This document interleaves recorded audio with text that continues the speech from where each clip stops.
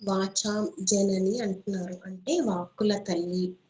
శంకరాచార్యుల వారు ఆయన యొక్క కృతజ్ఞతా భావాన్ని సూచిస్తూ ఈ శ్లోకాన్ని వ్రాస్తున్నారండి. మొట్టమొదట ప్రదీప జ్వాలాభిః దివసకర నీరాజన విధిః అంటున్నారు. వెలిగిపోతున్న సూర్యుని ముందర దివసకర అంటే సూర్యుడు.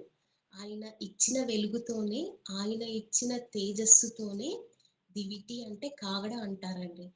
ఆ దివిటితోనే సూర్య భగవానునికి నీరాజనం ఇస్తే ఎలా ఉంటుందో అలా వాచాం జనని, వాక్కుల తల్లి అయిన జనని, నువ్వు ఇచ్చిన జ్ఞానంతోనే, నువ్వు ఇచ్చిన పలుకులతోనే నేను ఈ స్తుతిని, ఈ సౌందర్య లహరి స్తోత్రాన్ని రచించగలిగాను తల్లి అంటున్నారు.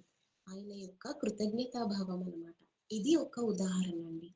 రెండవ ఉదాహరణ ఏం చెప్తున్నారు అంటే సుధాసూతెశ్చంద్రో ఫలజలల వైరర్గ్య రచన.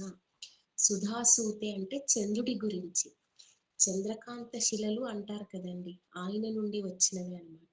చంద్రకాంత శిలల యొక్క జలబిందువులతో చంద్రుడికి అర్ఘ్యమిస్తే ఎలా ఉంటుందో అలాగే వాచాం జనని, వాక్కుల తల్లి అయినా నువ్వు ఇచ్చిన జ్ఞానంతోనే, నువ్వు ఇచ్చిన వాక్కుతోనే నేను ఈ స్తుతిని చేశానమ్మా అంటున్నారు.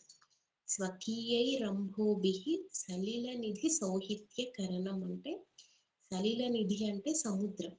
సముద్రపు జలములనే తీసుకొని మళ్ళీ ఆ సముద్రుడికి అర్ఘ్యం ఇచ్చినట్టుగా నీవిచ్చిన వాక్కులతోనే, జ్ఞానంతోనే నేను స్థుతిని చేశానమ్మా అని 3 ఉదాహరణలు చూసామండి. త్వదీయా భీర్వాగ్భిః తవ జనని వాచాం స్తుతిరియం. అమ్మా నువ్వు ఇచ్చిన వాక్కులతోనే నేను ఈ స్థుతిని చెయ్యగలిగాను తల్లి అని ఆయన యొక్క కృతజ్ఞతా భావాన్ని చూపించుకుంటున్నారు అన్నమాట శంకరాచార్యుల వారు. అది చెప్తున్నారండి ఈ శ్లోకంలో.